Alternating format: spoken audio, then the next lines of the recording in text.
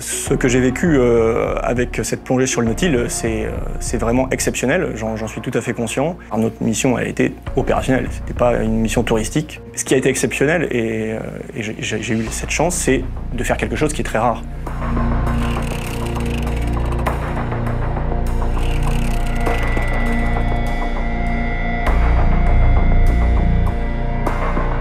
J'ai 35 ans, je suis rentré dans la marine en 2006. J'ai tout d'abord commencé sur sous-marin en tant que sous-officier. J'étais alors pilote de sous-marin nucléaire d'attaque. Puis après mon passage du concours d'officier sous contrat et mon année de formation, je suis allé valider mon diplôme de chef de quart en surface à l'île de la Réunion, sur la frégate de surveillance Floréal. Et ensuite, j'ai rallié les sous-marins et j'ai navigué sur nos SNLE pendant 10 ans. Quand je suis arrivé cette année, en septembre 2021, à l'état-major des opérations de la marine à Paris, j'ai été en charge d'un nouveau domaine de responsabilité de la marine, le domaine de la maîtrise des fonds marins. Donc notre objectif est d'avoir la capacité d'explorer les fonds marins, les très grands fonds, jusqu'à 6000 mètres de profondeur, donc d'acquérir de la connaissance et d'être capable d'intervenir sur le fond afin de surveiller nos infrastructures sensibles, de nous assurer de leur bon fonctionnement et de nous assurer qu'il n'y a pas de malveillance de la part d'une nation adverse. Et nous avons voulu démontrer notre savoir-faire actuel en descendant sur le fond en Méditerranée. En l'occurrence, avec le Nautile, je suis descendu à 2000 mètres, un peu plus de 2000 mètres de fond. L'objectif était donc de surveiller un câble sous-marin, l'un des câbles sous-marins par lesquels transite l'Internet dans le monde entier. Un câble qui ne fait pas plus de la taille d'un tuyau d'arrosage, mais qui envoie des terabits par seconde dans le monde entier. Et donc l'idée était de nous assurer que le câble que nous avions identifié était dans un état de fonctionnement optimal, qu'il n'y avait pas d'éléments malveillants à proximité, ayant été posés par des gens avec de mauvaises intentions. Alors pour cette mission, nous avons demandé les services de l'IFREMER, l'Institut français pour la recherche et l'exploitation de la mer, qui a une expérience de plusieurs dizaines d'années dans la maîtrise des grands fonds et qui possède des engins extrêmement performants, capables d'aller jusqu'à 6000 mètres d'immersion. Nous avons demandé leur service pour ce contrôle du bon fonctionnement de ce câble sous-marin. Et dans ce sous-marin Nautile, il y a 3 places. Une pour le pilote, une autre pour le copilote, et la dernière est disponible pour un observateur, scientifique ou expert du sujet en question. Et donc l'IFREMER m'a proposé cette place pour que je puisse constater par moi-même le bon fonctionnement du câble, qu'il n'y ait pas d'appareil malveillant. Le sous-marin Nautile n'est pas très loin en termes de fonctionnement de nos sous-marins militaires. Nous sommes sous-marins Nautile comme SNLE, SNA, devant le même problème qui est d'être capable de vivre dans un milieu qui est hostile, avec des pressions faramineuses, avec les ondes électromagnétiques qui ne circulent pas, donc on doit tout faire au son. Donc j'ai pas été dépaysé sur le vocabulaire qui a été utilisé par le pilote et le copilote. J'ai retrouvé certains termes qui étaient communs, la pesée, comment équilibrer le poids et la poussée d'Archimède pour arriver à rester entre deux eaux, la manière de le piloter, la manière d'échanger avec la surface, et les atmosphères en termes d'odeur, odeur de métal, odeur d'électronique qui sont très prégnantes sur nos sous-marins militaires. Là, on le ressent encore plus fortement puisqu'on est dans un volume beaucoup plus restreint, 2 mètres de diamètre. On est vraiment les uns sur les autres. Il y a aussi quelques différences, et la différence principale, c'est les hublots. Sur le sous-marin Nautile, on a 3 hublots. Sur les sous-marins nucléaires, on a coutume de dire qu'on a des hublots, mais pour les machines à laver, pas pour voir l'extérieur, car ce n'est pas un objectif. Et puis c'est une vulnérabilité pour le sous-marin, puisque un hublot, c'est une faiblesse potentielle mécanique. En revanche, pour le Nautile, c'est sa mission d'aller observer le fond, qu'un scientifique puisse observer ce qu'il y a. Donc j'ai pu profiter de ce hublot. Chacun a le sien, nous sommes 3 hublots. C'est un hublot petit, environ 15 cm de diamètre. Mais quand on a la tête très proche, on a vraiment l'impression d'être dehors. C'est tellement bien conçu qu'on peut oublier finalement que dehors, la pression est terrible et que le moindre petit trou à l'intérieur du sous-marin pourrait être fatal. Donc il faut faire un effort intellectuel pour toujours se rappeler que dehors, c'est extrêmement hostile. Et donc rester prudent dans tout ce qu'on fait. La plongée se déroule tout d'abord par la descente. Ce qu'il faut, c'est rallier le fond. Donc rallier 2000 mètres de fond, 2 km, ça prend un certain temps, ça prend environ 1 heure.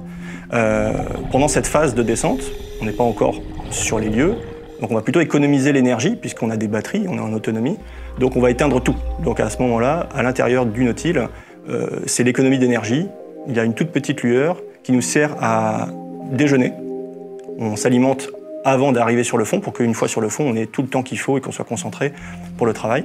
Donc ça, c'est une phase d'extinction. On se sent tomber en regardant l'immersion qui s'égrène sur les appareils.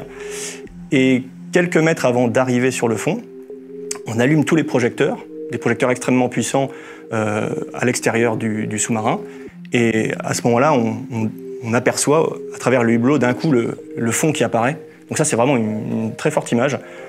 Pendant 1 heure, on n'a pas trop su ce qui s'est passé. Et là, d'un coup, on se rend compte qu'en fait, au bout, il y a quelque chose, il y a le fond.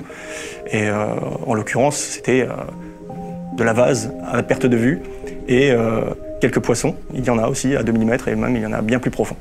Donc ça a été vraiment, vraiment, je trouve, une image forte, le moment où on allume.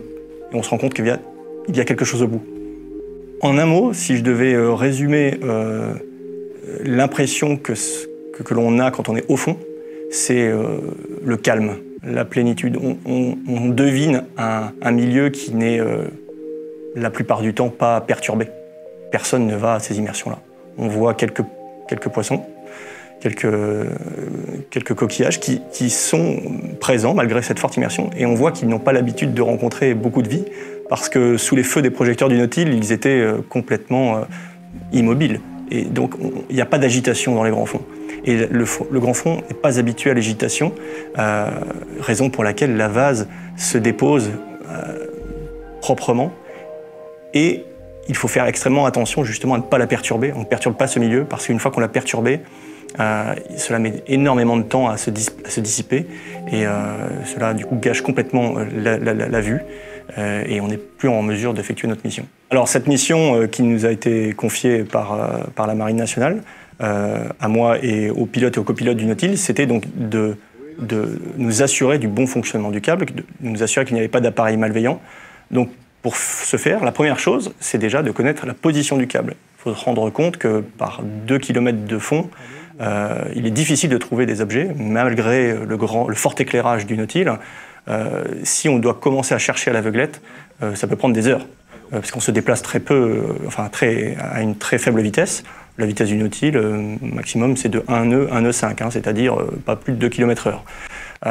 Donc il faut déjà récolter ces éléments auprès des experts du domaine, donc notamment des câbliers, ce sont des navires civils qui mouillent ces câbles sur des milliers de kilomètres sur le fond marin.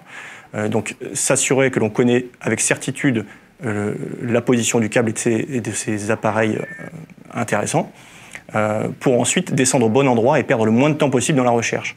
Ensuite, il fallait préparer l'environnement, savoir si le courant que l'on allait subir sur place allait être compatible de notre déplacement, si l'on allait pouvoir tenir, la turbidité de l'eau, c'est-à-dire si la visibilité que l'on pourra attendre sur place sera bonne. Il suffit qu'il y ait un petit peu trop de courant qui soulève la vase dans le fond pour qu'on ne voit plus du tout et qu'on soit contraint d'utiliser des sonars ou des appareils qui ne sont pas aussi bons pour constater que l'œil humain. C'est la première fois que la Marine nationale souhaite montrer sa capacité à descendre sur un câble sous-marin pour s'assurer de son bon fonctionnement.